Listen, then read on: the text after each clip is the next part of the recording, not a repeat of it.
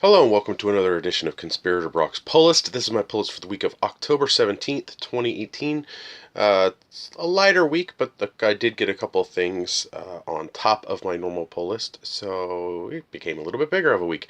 But for the most part, comic book wise, it's a little smaller this week for me.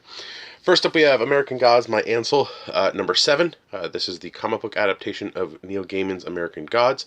I've enjoyed it so far. It makes me want to actually go back and reread American Gods. I really enjoyed it when I read it the first time, and I do need to go back and read it again. I have a nice hardcover of the 15th, I think 10th anniversary of it. 10th or 15th anniversary, I think 10. I don't know. It's over there. Yeah. So if you are curious about American Gods and don't really like reading books, I do recommend picking up the comic book adaptation. It is really good. Next up, we have Aquaman number 41. This is a Drowned Earth tie-in for those of you who are excited for the Drowned Earth story arc coming up. Do not read this one first this week. If you are getting into the Drowned Earth stuff, you'll pick up Justice League 10, which is out this week as well. Read that first, then you will read Aquaman 41, and then Drowned Earth will start up soon, because this is like prelude stuff. So I'm excited. I actually read Justice League 10, so it looks pretty interesting.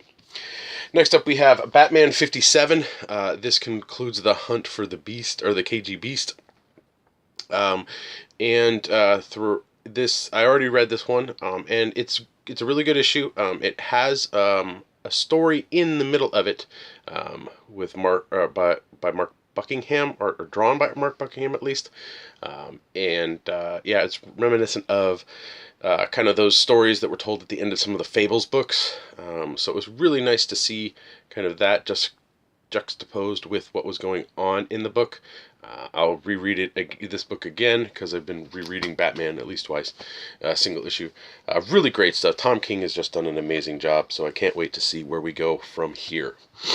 Next up, we have Damage number 10. This got the metal cover treatment.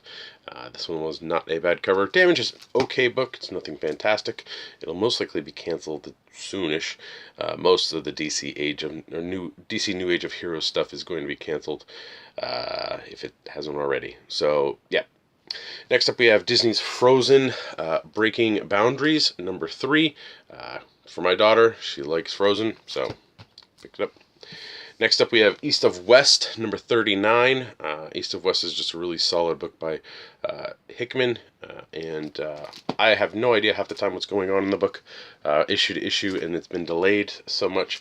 But overall, I've enjoyed what I've read of East of West. I'll probably end up getting those nice hardcover collections of it because it's good overall. Next up is Andre Sorrentino and Jeff Lemire's Gideon Falls, number 7.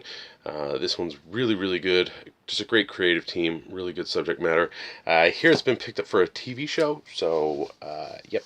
So if it gets made and it's popular, then those number 1s are going to go up in price. Good jobs. Next up, we have Green Lanterns, number 57, The End. So we'll see what is in store for this book going forward. Grant Morrison's Green Lantern is coming out soon, so we'll see. Next up, we have Harley Quinn at number 52. This is the one that got the metal treatment. There was some confusion with issue 51. Issue 51 was supposed to be the issue that got the full metal treatment, like the metal foil cover treatment, but it didn't. So stores ordered more of 51 than they normally would, thinking it was going to be this this cover. Nah, it wasn't. So it's not. It's the 52nd issue. So yeah, I liked it, or I like the full cover on that one. Next up is Justice League 10. If you're curious about Drowned Earth, this is where you kind of want to start. Yeah, check it out. It's good stuff. Drowned Earth it looks to be pretty interesting story arc. Next up, we have Justice League Dark number 4. This is the part 3 of the Witching Hour story. Justice League Dark crossing over with Wonder Woman.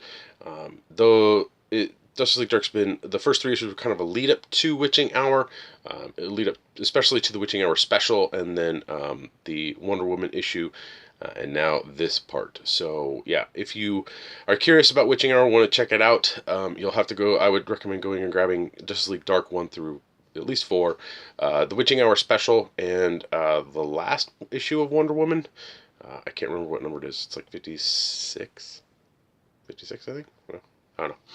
Good stuff.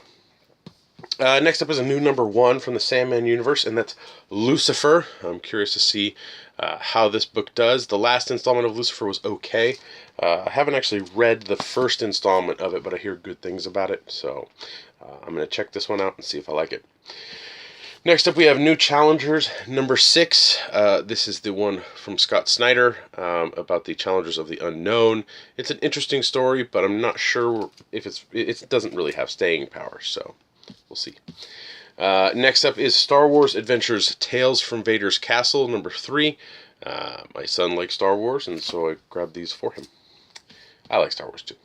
So next up is Teen Titans 23. This one also got the foil metal treatment, whatever they're calling this. Really interesting cover there with the color tone. But Teen Titans has been decent, so I've been still getting it. I did pick up some variants. Aquaman 41 had a pretty cool Mara variant right there. Of course, Batman 57 had a bomb-ass variant. Green Lanterns actually had one that I liked, so I snagged that one up. Frank Cho has been doing the Harley Quinn ones, so I decided to grab that for issue 52 of Harley. Jim Lee is doing the Aquaman cover for Justice League 10. And, of course, Justice League Dark #4 had a great Capullo cover, so I snagged that one up there. I did pick up some graphic novels that came out this week. First up is the Star Wars The New Republic Volume 4. This actually collects a lot of the Thrawn trilogy stuff, specifically from Heir to the Empire, Dark Force Rising, and The Last Command. So I've been getting these epic collections, and hopefully I'll be able to sit down and read the Star Wars stuff that I didn't get to. A lot of it from Dark Horse, well, it's all from Dark Horse's time on it. So yeah. And next up we have Green Arrow, the Deluxe Edition, Rebirth Deluxe Edition. This is the Percy stuff. This collects the Green Arrow Rebirth Special, and the Green Arrow 1 through 11 on here is what it says in the back of this. Amazon says 1 through 12. So I'm not sure which is which. So, yeah. But I really liked Percy's run so far on Green Arrow, and I'm glad they decided to give it a hardcover treatment. They did change the spine color, though, from the white spine to the blue spine, so I'm not sure what that is all about. Consistency is something that they lack when it comes to trades and graphic novels and hardcovers. But yeah. And I special ordered this. This has been out for a while, but I've been grabbing these up, and that's the Green Lantern, A Celebration of 75 Years. This one came in. There's a bunch of these. I have the one for Action Comics. They came out with Action Comics 1000 for 80 years of Action Comics. And I got the Catwoman one as well as the Wonder Woman one. So now I have the Green Lantern one. I know there's a Batman and Flash. I believe there's a Joker one as well. So I need to track those down and get those, because the essays in them are really interesting to read, and they reprint some pretty cool stuff, so that I might not have ever looked at or read, and so it's a nice kind of, it gives you a nice kind of collection of the character. So if you're curious, I highly recommend checking him out, especially if it's a character that you like. Pick it up, check it out, see if you enjoy it. So yeah, that's pretty much it for this week. Walking Dead Day was this past Saturday, the 13th, and we sold a lot of blind bag reprints of key issues for Walking Dead, as well as the reprint of #1, and the reprint of #1 store exclusive variant that we had. We still have plenty of the store exclusive variant, so if you want to snag one of those up, head on over to www.comicsconspiracy.biz, and it should be on the main page where you can pick a little like pictures. You can click on that for The Walking Dead for our store exclusive cover. It's pretty cool. It's a really simple design. I like it. It doesn't take away from the book. It doesn't. Yeah. And there, you get our logo and our address on the back. Pretty cool. But yeah, Walking Dead did fairly well. We actually, at Comics Conspiracy, we opened the rest of our blind bags, and we have some sets available on our eBay store. For some of the covers, there was a regular cover, a virgin regular cover, a black and white regular cover, and then a virgin black and white cover. So those were the four covers that came with each. So if you want to see an example of that in last week's video, the one on the 10th of October, I showed you guys the 4/4 issue 19, which is the first appearance of Michonne, and it's the J. Scott Campbell cover. So yeah, you can go over to that video and see that for yourself. We do have some sets available for some of the covers, not all of them, so you can check out those out on our eBay store. Yeah, so that's pretty much it. I don't think there's anything else I had. I'm looking around. No, I don't see anything else. I got a fair amount of reading to do. I know the video's a little late this week. I had the schedule changed a little bit on this Wednesday, so I'm just getting to it a little bit later. But it'll be up for you guys. So yeah, thanks for watching. Please like, share, and subscribe to the channel. Leave a comment down in the comment section below. Let me know what you're picking up. Let me know what you're thinking. If you have any questions, go ahead and post them there. I know it's the internet and people are jerks, so don't be a jerk on the comment section. You can follow me on Twitter. My handle is @BrockSager. You can also listen to me on the Comics Conspiracy podcast. We just finished recording episode 372, and that's up for you to check out. There'll be a link in the description below for that.